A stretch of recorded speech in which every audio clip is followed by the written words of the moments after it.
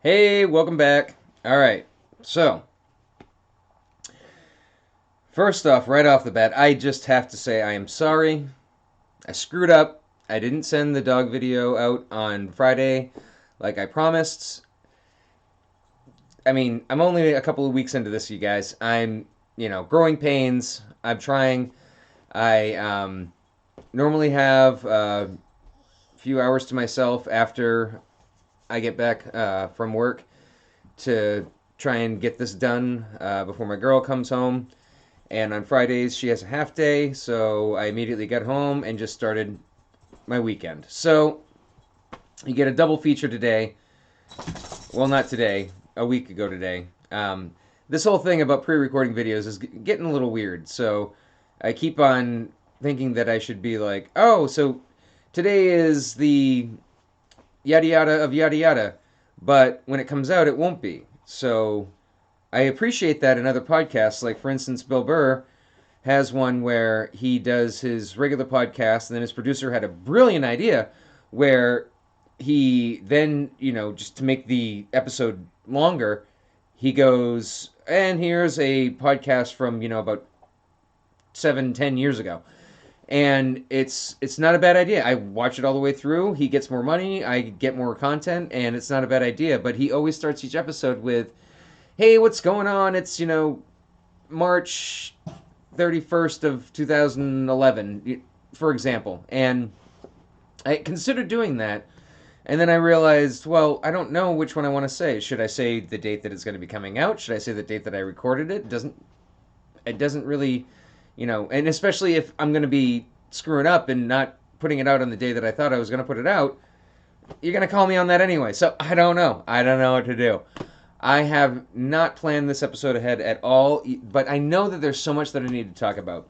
Um, there goes the first. I was really going to try hard not to do ums today.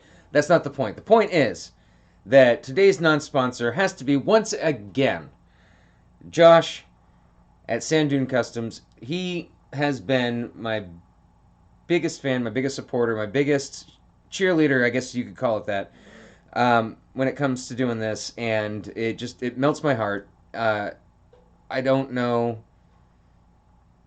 I don't know how to properly thank him, if that's even possible. Just because having somebody in your corner, especially somebody that you respect and look up to, is really awesome. And he's just been crushing it. I mean, I could really get into it when it comes to he's already like come up with logos. I mean, I'm gonna cry. Just talking about it. Like I it's overwhelming just being this early on and already having him sending me logos where the first episode or two I was like, I'm keeping it in because I don't do editing. So he was like, that could be a good catchphrase, and so he did this logo with Nick 101, keeping it in.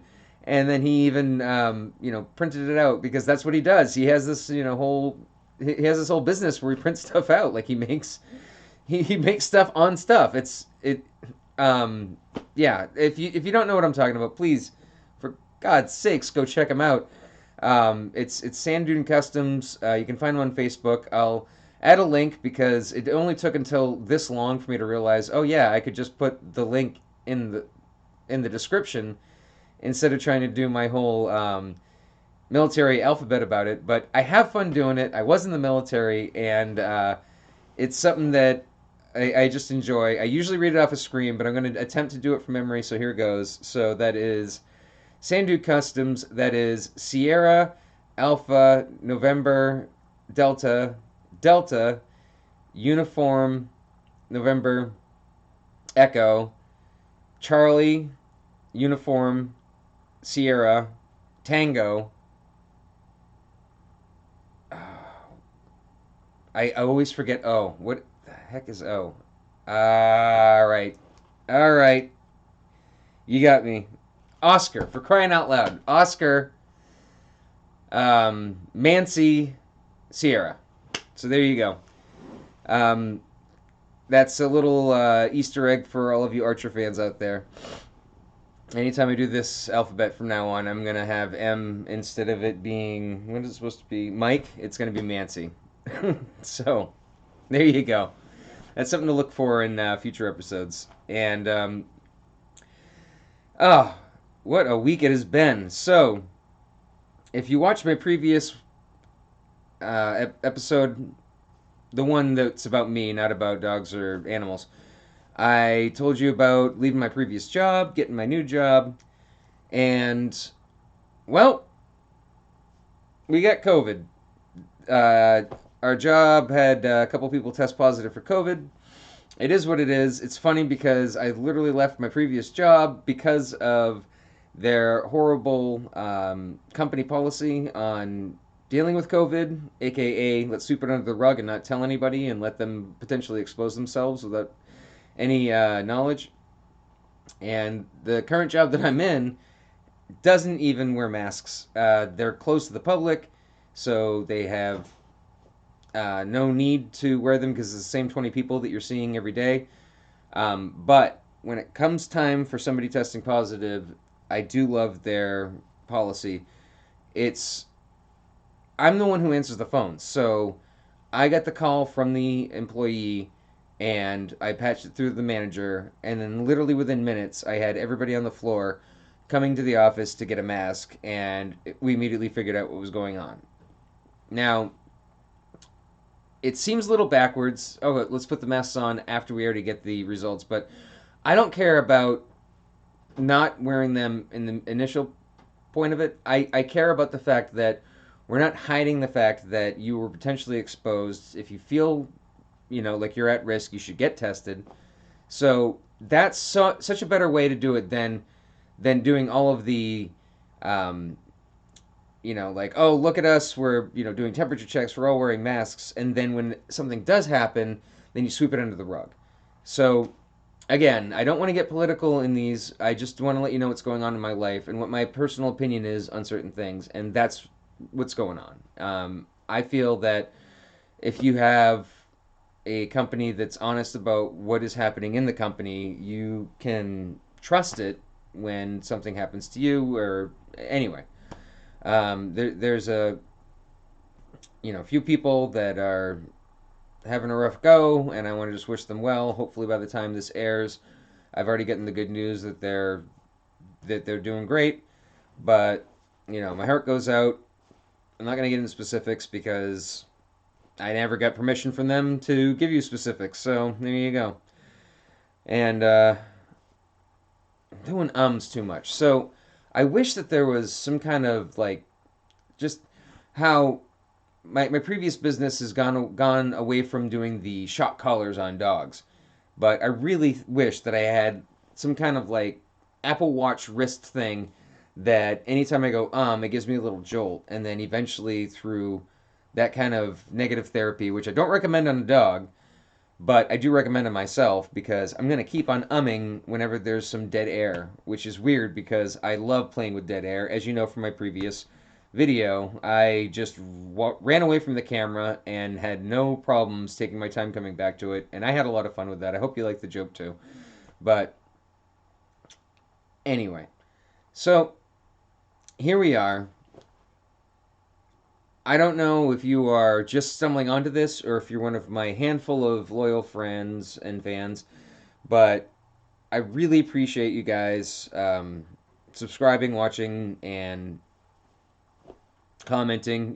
Going back to Josh, he's been the biggest commenter, just saying love the videos. It's just even if that's the only comment on the video, again, it means so much. Everybody has to start from somewhere. This is where I'm starting, and it's been great. But I'm not gonna lie, it's not an easy go, and nothing that you ever try and start off. Actually, anything that's worth doing is not going to be an easy go. But I work, I commute, I work, I come back, I try and bust out some episodes or work on my channel, and then have dinner, try and spend some quality time with my girl, and then go to bed at hopefully a reasonable hour, and start it all over again. And then on the weekends, I like to try and actually do weekend stuff. So getting a little bit of sleep because I don't have to get up at a specified time. But then again, you still sometimes do with the dump runs and, specific businesses that might be open at a certain time. So usually the weekends are just, hey, look at all that stuff that we neglected during the week. Well, we got to do that. So then it doesn't even feel like a weekend, and then you're back at it again. I mean, this is the life that most of us live, and I'm here with you, and it is doable. Just try not to burn yourself out, but also try and chastise yourself if you did give yourself a goal and then didn't meet it. Like, for instance, I'm still kicking myself, and I'm going to apologize a second time about not putting out the dog video about grooming on Friday like it was supposed to be. I'm going to try and always make sure that the first thing I do when I get home on Friday is to make sure that that video goes, and then I can start my Friday afternoon. I'm going to try and do my damnedest. And honestly, feel free to call me out in the comments. I look forward to, like I've said before, having a dialogue back and forth between me and the comment section. And I don't know enough yet about, giving out the email for, like when I want to do people asking advice on dogs or what have you. So for right now, the most back and forth that we're going to get is the comment section. And even though I was advised against this, I almost look forward to positive as well as negative. I'm not going to be as appreciative if there's a bunch of downvotes and I'm subscribing, but if you want to subscribe and upvote just because you want to leave nasty comments and I read them out to you in future episodes, I think that would be a lot of fun, to be honest. And if you get a little thrill out of that, then hey, you know what? Troll away. As long as they're clever, the more clever, the more likely they are that I'm going to read them. I don't know. I think that it might be a fun way to do things. So, getting back to the week, it has been crazy cold and blustery, and the biggest concern is the wind. So, I don't know where you happen to live. I happen to live in a place that is surrounded by a lot of tall trees, and I mostly worry about heavy snowfalls because then branches end up hitting power lines, knocking them out, and you don't have power. But what concerns me even more is the heavy winds because if that just knocks over a tree and then lands right on the house, I mean, insurance or not, what are you gonna do? You now have a tree halfway in your home. I mean, how are you supposed to live? That's terrifying. And yeah, you can do your bestest with cutting down trees around your property if you can afford it, if you get to them in time. But for instance, I got this really big one. Like, I wish I could flip the camera around right now. It's dead in line with what you're looking at. Imagine the camera behind it, and then imagine you go out into the street, and then across the street there is a gigantic one just aimed right at us, and it's technically on the opposite side of the road, not on our property. That's up to the city to take care of. And yet, if it does fall, that's going to be the living room right there. If I happen to be in it, that's the end of me. If my girl happens to be in it, that's it. Oh, and so by the way, I want to go back to, so I noticed that I use the phrase "my girl" a lot when I'm talking about my SO, and so I just want to be clear that I have a multitude of pet names for her. Um, Sally, Simmons, Katana, just come to mind. But the reason why I say my girl is it's the one that flows most easily from the tongue. I'm going to date myself a little bit, but I grew up with the movie My Girl. And that was my first sort of introduction into romance with kids that are my age, where it's like, oh, okay, that isn't just something lovey dovey, kissy wissy for the adults. I was starting to be interested in girls, and that was a movie where it's like, okay, yeah, that's not something where it's like, oh, I gotta wait to be an adult before I can talk to a girl. My girl was an eye opener for me, and really kind of adult when you look back at it. It's just like Jesus, it dealt with death and a lot of stuff. But my girl is something that is just kind of ingrained in me, so it just kind of is one of the things that comes naturally. But I digress. So going back to insurance, I had this interesting thought where so let's say you're insured and then something happens and then it's considered an act of God. Well, do I have a defense if I claim to be an atheist? It was an interesting thought. It's half a joke and half like, do I genuinely have a case here? Because if the insurance tries to say, well, that was an act of God and that's not covered, well, could you then go to court with them and then say, well, I'm an atheist, so there's no such thing as an act of God, so you have to pay me? I mean, all the lawyers out there, please comment. Like, would that even be a thing that you could try and argue? It was something that occurred to me when I was thinking of during the heavy winds about, like, okay, what if this falls and then it's considered an act of God because they're trying to get out of paying? Well, I don't know. And don't think that you know what my stance is. Again, I try not to get political. This isn't even political. This is religious. But I don't consider myself atheist. It's not that you asked, but I'm going to tell you anyway. If you've talked to anybody that's done any kind of hallucinogenics, they'll probably tell you that they've seen a little bit more than what the average daily life shows you, and there's definitely something more than just you getting buried in the ground. Now, I don't know for a fact if that is true, but it's what I like to believe. It gives me comfort because I'm going to get a little into it right now with some personal stuff about me, but obviously my biggest fear is death. How could it not be anybody's biggest fear? Maybe some people might think that actually, so apparently public speaking is above death, so people would rather be the corpse than the one giving the eulogy. That's not my joke, but it's a good one, and it's kind of interesting. I have no problems with public speaking, as you can tell. Uh, I do consider this public speaking. This is even more awkward than when I actually go on stage, to be completely honest, because at least I would have some feedback, whereas right now, my only feedback is way afterwards, maybe months or years afterwards sometimes. So I don't have problems public speaking. Obviously my biggest fear is death. And so it just seems to make sense that if there's something else beyond that, there's got to, because if you look at it from a scientific point of view, energy never goes away. So whatever energy you're made up of doesn't die, it just dissipates, it goes someplace. So there's no such thing as actual death.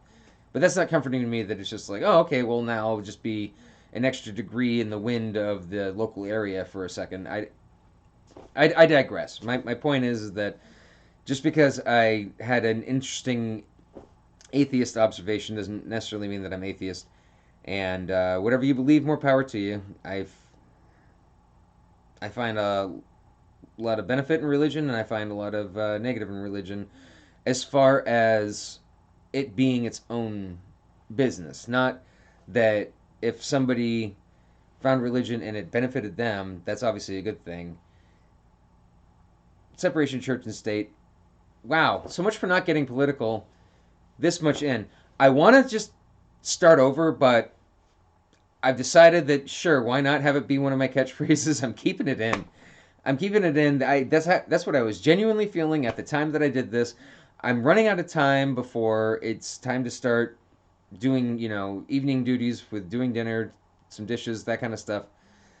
I don't have time to start over again if I'm going to make an hour. So, son of a bee, I am keeping it in. All right. I know the one of the most recent videos I said it in pretty a negative way, but I hope that there was humor in that where I'm like, I did so good this entire time, and now I'm keeping it in. But hey, you know what? If that's gonna be my logo, then that's my logo. I'm just gonna keep it in, and I feel like that's gonna be more genuine to you.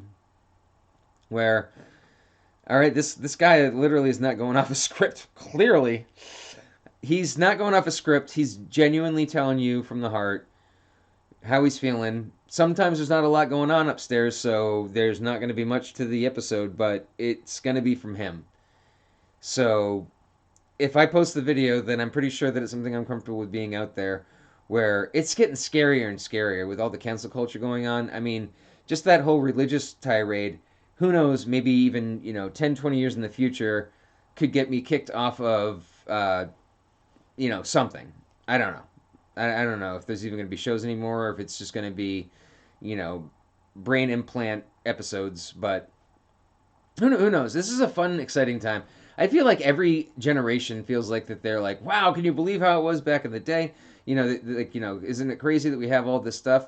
And it's so funny because the easier it gets, the harder it seems to get. Where, you know, I, I, I should look that up. If the suicide, rates, um, comparatively to the population size, are getting higher or lower, because it feels like the easier things get, the more that we struggle, the more that we have to take on more jobs, and the more that we just can't handle it anymore, and then we go. I don't feel like there's a lot of as many, at least, suicides when you're living day to day. Some of the people that have the hardest lives seem to have the happiest times too, where it's like, oh right, well, yeah, today was a bitch, but then you give yourself at least an hour at the end of the day to um, have a circle, get together, bang on a drum, have somebody put on like a silly show about like how the hunt went that day, and they seem to be having a better time than the people like us that have a you know an ability to do a streaming service, a eventually, ideally, I almost wouldn't mind working from home. And which is funny because previously, up until this point, I had a blast always doing physical labor. I fixed shopping carts, for a grocery store all over New England, and that was one of the most physically grueling jobs, but also one of the ones where I would get out of work after just pushing rows of 300 shopping carts, steam cleaning each and every one of them, flipping them up, torquing on a socket wrench, and then I'd be like, "All right, what's going on? We going out to a bar? We drinking? What's going on?" And I don't think that was had anything to do with the fact that I was in my 20s. I think that literally was that the more physical labor I did, the more energized I would be to be social. Whereas a lot of times when I do jobs that are retail or whatever, that involve a lot of social interaction, then I would get home by the end of the day and I would be like, I don't want to talk to anybody. I don't want to go out. I don't want to do karaoke. I just want to be, alone with maybe the person that I chose to be with, or even just by myself entirely. I can't talk to another person. I've reached my quota for the day. So it's interesting the way that works, where you'd think that if you did a lot of physical stuff, that you wouldn't want to go out and be physical. But I was never a sports guy. But yeah, after doing a bunch of physical stuff all day, as long as I didn't, hurt my back or something, then yeah, I would probably go play pick up game of football, even though I don't even like playing football. So it's interesting how the body works. It's so weird. Like I'm talking to you on a screen that you're absorbing, whether through your ears or through your eyes or both, and we still have all of these animalistic, triggers and stuff. So, there's been a lot of talk about how, potentially if you grow up having too much screen time, then you might not adjust well in society, and that's because it takes very little time for technology to advance. But as far as physicality goes, we're still back in the hunter gatherer days. So here's an interesting little tidbit that I learned through another podcast, and I'm just going to regurgitate it back to you. So, for instance, you notice how like almost all of us need at some point some orthodontist stuff. Like we need to have our wisdom teeth removed. We need braces. Um, that's because we no longer have to chew for 4 hours a day. We have processed foods, so we don't have to chew for 4 hours a day. That's literally why we need help. Like if we had just had to chew for 4 hours a day our entire lives, we would actually have a wider jaw and all the teeth would fit, including the wisdom teeth later on when they came out. And I just thought that was fascinating when I found that out, where it's like, okay, so now we have processed foods, but our bodies are still way back in the dark ages of, oh no, no, you should have to chew for 4 hours. So that's something those kind of things are stuff that I love so much that I feel like if I do ever exhaust my knowledge about the pets and stuff, and then I'll keep that up as a playlist, but then I'll go on to bigger and better things. That's probably going to be more what I'm going to delve into. Is just those mildly interesting, all the way up to damn that's interesting tidbits about life that you never really kind of thought about before. I touched upon that in previous episodes, but I feel it so much that I think I'm going to get into that. I think that's what I'm going to end up doing if this ever peters out. I'm not going to stop. Oh, well, that's all I know about animals, guys. Bye. All right, click. And then that's the last thing I ever cast. I think that this is going to be a new thing. So whether you found me or not, you're going to eventually because I'm not going to stop. I'm loving it too much. I've got too many awesome friends and family that are supportive of it that I don't really see a reason to. I don't see a reason to not just keep going and hope that there's somebody out there that I don't know that finds me that either finds me helpful, funny, or somebody to poop on, and then you have fun doing it back and forth with me that way. I It's interesting that this could either reach nobody or it could reach everybody. It doesn't matter. The point is that I'm doing it. I'm keeping it all in, and it's something that is enjoyable to me. So even if this is just me literally talking to a brick wall, I I end the episode, I click it, I toss the laptop to one side, and then I'm jazzed. I get up. I maybe wash a couple dishes or something. Like this actually, it's something that Bert Kreischer mentioned in one of his episodes. Where if he's feeling down, then he'll throw up something on Instagram and it makes him feel better. So is that a good thing or a bad thing? I don't know. Like is that us falling into that whole thing where it's just like, oh, if I'm ever away from social media for a week, am I gonna like get antsy and jittery and have withdrawals? Because we're all addicted to something. Is this my new addiction? Is that why I'm having fun with it? Because I have an addictive personality. I've found that out about myself.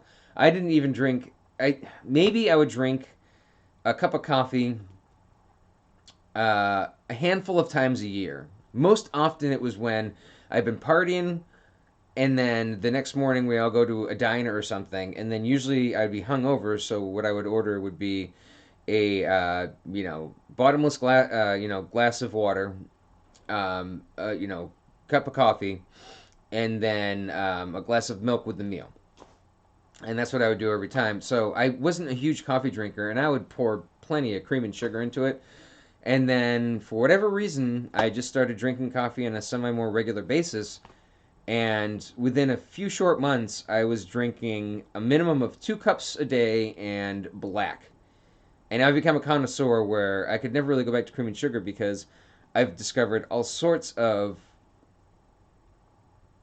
Should I do a shout out to nhcoffee.com? Because they haven't given me permission yet, but I'm keeping it in. All right, nhcoffee.com, for instance, is one of the ones where they have this plethora of flavors. They have anything between just regular, high end flavors like Kona coffee to crazy stuff like, pistachio and blueberry cobbler, what have you. And it's insane that I never was even into it, and now I hope that I can wake up and not have to have a cup of coffee. Like I see a lot of people that end up that way where they're like, just no. I'm gonna operate at half mast the entire day just because I didn't get my coffee. I feel like I can still take it or leave it at this point. But then again, when I started smoking cigarettes, probably for the first 6 years, I was completely like, oh, I could quit any time.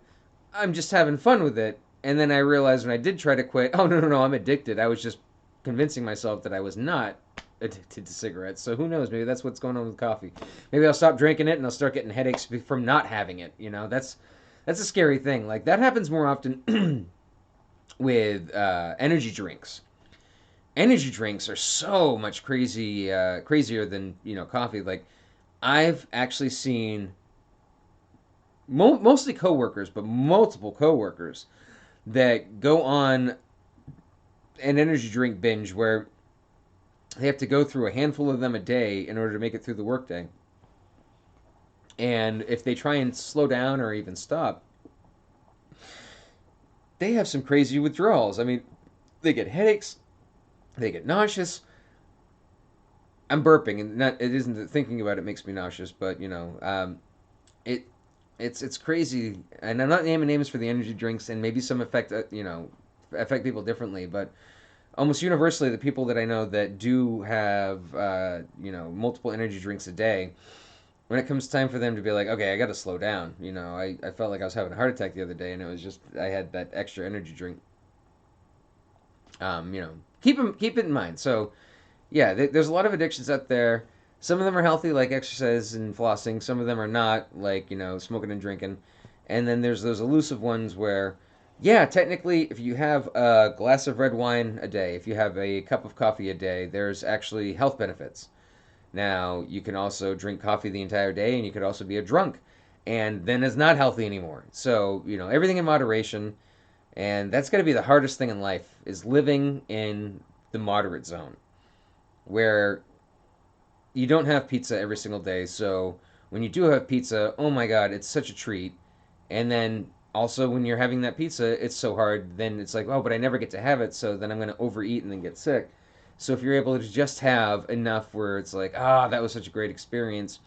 And then I don't know. Then maybe the next time it's weird because I start talking about pizza and now I want to get off into another tangent. Let's just do tangent day. We're keeping it all in. We're doing tangent day. So I probably already talked about this anyway. It's funny I didn't mention it in my nutrition video, but yeah, the fact that if you have an adverse reaction to pizza, if it's seeming to giving you problems, and you know for a fact that you don't have lactose intolerance, then try doing a white pizza. They're not as popular.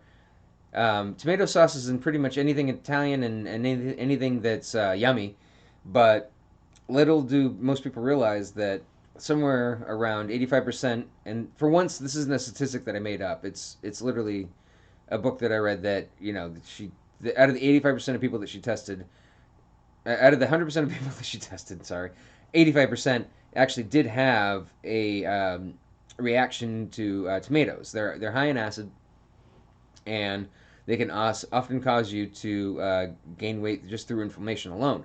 So if you do seem to usually not do so great with pizza, if you just try a white pizza, so that's usually like a garlic and olive oil, you know, sauce as opposed to using tomato, then let me know how it goes because that's something that I'm so glad that I can go back to doing pizza again. And here's the thing: is that even every once in a while, if I do decide to, eat a regular pizza, so sue me. I'm gonna go up.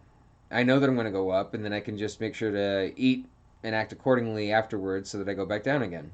That you shouldn't ever have to completely give up. Unless it's huffing gas, you should never have to completely give up the things that you enjoy, as long as you know how to do it right. So again, we're going back to the moderation thing. It's God. Does this feel like a really bad TED talk? And sometimes it feels like I'm trying to impart wisdom on you when I'm just a dummy that doesn't know anything else besides what he's learned, and then he tries to regurgitate it back to you like it's like it's rhetoric. That's not the case at all. I'm just shooting the shit with you, even though I can't hear back from you. And it's funny going back to Bill Burr. He always goes, "So how you doing? Just checking in on you." And it's adorable because obviously he can't hear back about how you are doing, but in a way it is comforting hearing a voice that you're familiar with saying, just checking in on you. And so if you constantly go back to the podcast, it's like, he's checking in on me, like, hey, Bill, even though you can't hear me, I'm glad to hear that you're still doing good, and in a way we're all doing great together. So going way back on a tangent. Oh my God, back. I really do have to start doing guests, and clearly, the top contender has got to be Josh because he's just been so friggin' amazing, dude. I love you, bro. If you're watching this, he's been actually watching and critiquing a lot of my stuff, and in a way, I almost hope that means that he's gonna be listening to this one because it just, dude. Love you. I miss you. I miss collaborating with you, especially. We used to do some stuff back in the day, and so it's fun reconnecting that way. It never write off people that you think are your friends unless there's a really really good reason to. So many people I know that I'm the worst when it comes to keeping in touch with. So anybody out there watching that's just like, hey, dude, yeah, how about you get on Facebook and shoot me a message every once in a while. I know I suck. It's me. It's not you. But what I love is that the people that really are your true friends that you went through so much together that there's it would pretty much take um, them attempting to murder you in order for the friendship to be over with, and even then you'd be like, well, where are you coming from? Um, but those really good friends, and by the time you get to be even my age, where I'm just in my late 30s, even at my age, you're down to a handful that you could probably count on one, maybe two hands if you're lucky. But those are the ones where, yeah, it sucks that you haven't talked, but you were living your life, they were living theirs, and when you do get back in touch, it's like none of that time went by. Yeah, there's a lot to catch up on, but you just jump right back into that mode, And he's definitely one of those. I've always considered him, one of my bestest friends, one of my favorite people on the planet. Which, going back to another podcast, I'm shout out to Whiskey Ginger, Andrew Santino. I don't know why I'm shouting out. He doesn't know me. I just know him through his podcast. But he's one of my favorite ones as far as podcasting goes, where he starts off everyone um, with me today is one of my favorite people on the earth. I say that for every guest, but I mean it once again today. And he's also explained that he means it. Like, why would he have somebody on his podcast that he didn't absolutely love? That's one of his favorite people. So whenever he does that, it just seems like a cute little throwaway intro, but it's actually the case. And so, guaranteed that anybody that I do have as a guest on my podcast, once I get to that point, is going to be one of my favorite people on the earth. I don't want to steal his line, but it is going to be so true that you know, uh, first of all, anybody that is, willing to be a guest, um, you know, first of all, more power to them, just because I know this is not going to be for everybody. Knowing that you're potentially going to be seen by even a handful of people that you don't know, that you don't think you would want them to see you, it's brave in a way. In my case, it's not really brave. It's just dumb and apathetic, to be honest. Like, I could care less sometimes about if there's somebody that doesn't care for me. Um, Now, having said that, at the same time, it's like who doesn't go back through their life and be like, yeah, I was the asshole in that situation. So if you're watching this and you happen to stumble upon it because of a friend of a friend, and I'm not your favorite person in the world, just know that at this point in my life, I've probably looked back on that situation and realized, yeah, I'm the a hole, and I just wasn't big enough to apologize to you physically. It it is what it is. I don't think that everybody has ever looked back on their past and been like, oh, I did every single decision the right way. Oh, I treated every single person that came across me in the best way. That's just not the case. And that's why I think this whole cancel culture is a little bit unfair, especially when it's something that's from way back in the day. In a way, that's not even the same person anymore. Now, obviously, there's some extreme exceptions where there should be no statute of limitations on murder and rape. Clearly that's different. But if it's somebody that slighted you in the past, that treated you harshly, that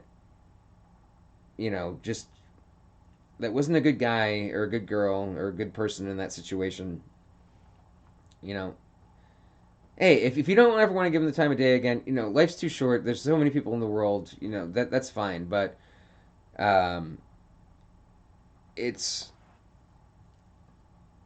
there's a couple people in my life that I don't want at the end of my life for us to have not reconciled.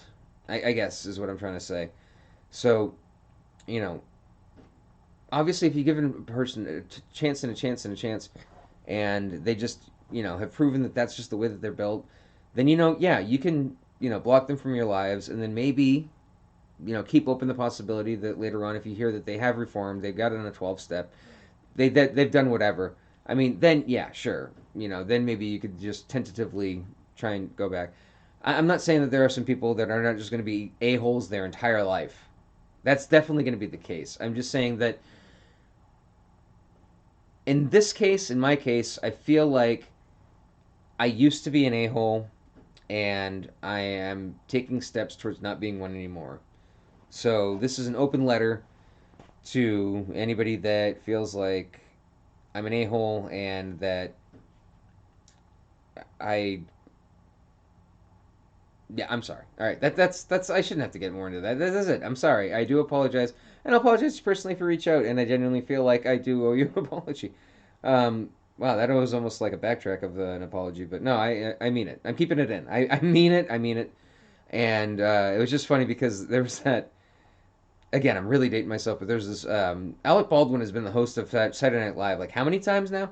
But I think one of my favorite sketches of his was when it's an open holiday letter where he's just like, I'm just gonna get them all out, and it's just like, hey, sorry that I threw up on your carpet that time or times. Like he does a generic, Christmas card to people, and it's hilarious. There's so many good sketches on SNL, and then there's just so many mediocre ones that it's so hard to figure out, highlight reels and stuff. But now, I mean, it's now more than ever, especially. But I mean, you just gotta give it up to any kind of show, any kind of like form of entertainment, where whether we're ready or not, we promise you that on Saturday night we are going to be there for over an hour for your entertainment.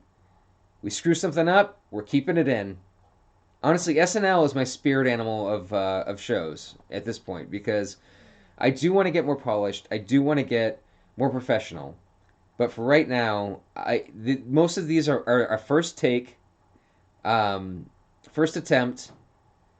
Keeping in all the ums and the ahs, and you don't suddenly see my face clipped to another one because there's a million edits in it. Maybe that's the direction that I go. I don't know. But for right now, I want it to be that. I want it to be genuine. I want it to be raw and gritty and oh, screwed up there. Well, I can't go back now. Let's just try and work with it. And if it was a live audience, then the laugh that they I saw that you screwed up. Me, that's even part of the fun. Maybe that's me for right now. Whether that's me in the future, who knows? It'll be fun to look back on this. Uh, that's something else too. Is you don't necessarily need to start a podcast, although pretty much every podcaster that I've seen is encouraging their friends to do a podcast.